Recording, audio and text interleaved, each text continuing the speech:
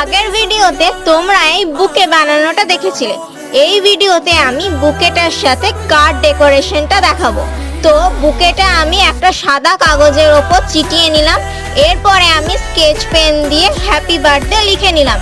এরপরে আমি গোলাপি আর নীল আর্ট পেপার থেকে এরকম লাভ ছোট ছোট করে কেটে আঠা দিয়ে চিটিয়ে নিচ্ছি। আর বুকেটার ওপরে আমি লাভটা মাঝখান দিয়ে কেটে নিয়ে চিটিয়ে নিচ্ছি। তারপরে দেখলাম এই হ্যাপি বার্থডে লেখাটা খারাপ হয়ে গেছিল বলে আমি নীল আর গোলাপি কাগজ চিটিয়ে নিলাম আর তার ওপরে আমি হ্যাপি বার্থডে লিখে নিলাম। এরপরে আমি এই বুকেটার ওপরে নীল আর গোলাপি স্কেচ পেন দিয়ে কিছু ডিজাইন করে নিচ্ছি।